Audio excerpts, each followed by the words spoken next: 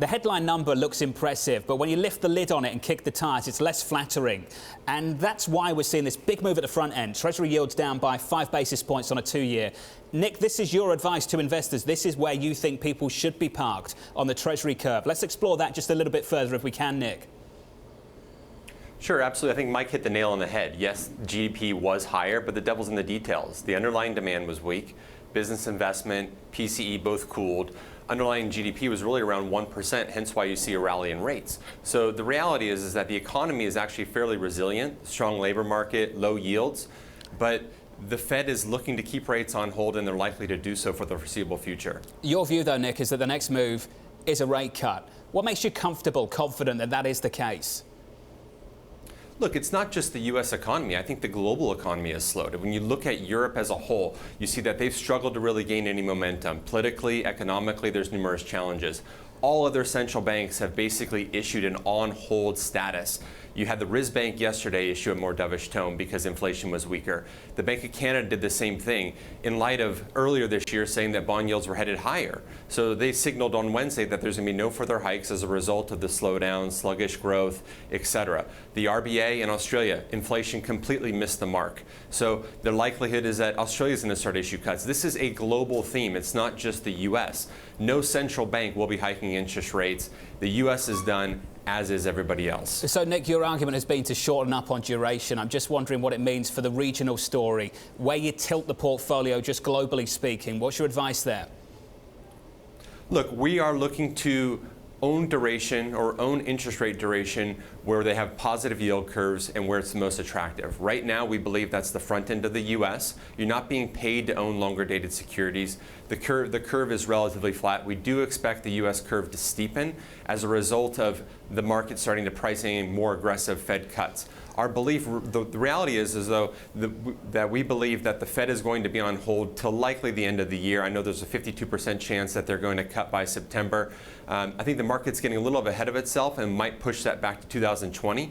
But the fact remains is that they will be on hold and they will start issuing cuts later in 2020. So, Nick, if it's a rate cut you're looking for and a bull steepener on the Treasury curve ultimately you think is going to materialize, that's not typically an environment where you want great exposure to risk assets like high yield and, for that matter, leveraged loans as well. So what's your advice to clients at the moment? What are you doing with the portfolio, more specifically, with that in mind?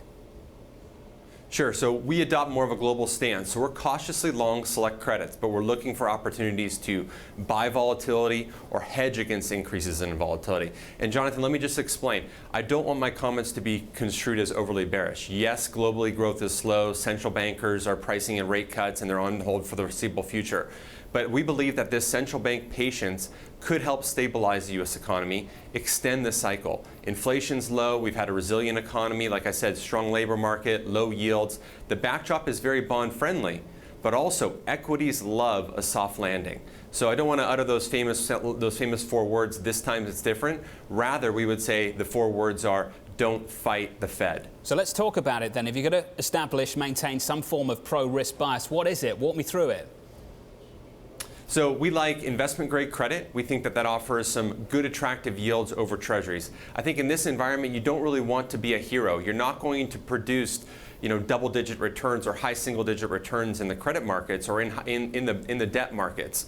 High yield is somewhat attractive, although yields are at historical tights. We want to remain liquid so that in an environment, if you do get a risk-off scenario, you can maneuver the portfolio, be more nimble, and become more defensive. So, Nick, I do want to talk about that with you. There was some suspicion that you were maintaining short duration and high liquidity because you were anticipating a big redemption from the fund. You've had that big redemption now. Are you saying that's still going to be the theory, the thesis for the management of this particular fund? Look, the concept of our fund is very simple. We want to deliver stable, consistent returns over the long term. At the end of the day, this is a bond fund, and it needs to behave like a bond fund, and that means it provides capital protection, income generation, liquidity, and low volatility, and also diversification. So those are really the 5 key themes that we're trying to implement across our portfolio. We do believe that It makes sense to hide, I guess, for lack of a better word, in the front end of the yield curve because we believe that's priced for the most aggressive price appreciation.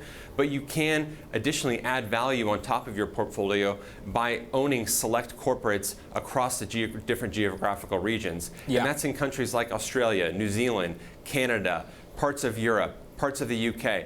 Use diversification as a tool to mitigate volatility, but also achieve a substantial or a decent return.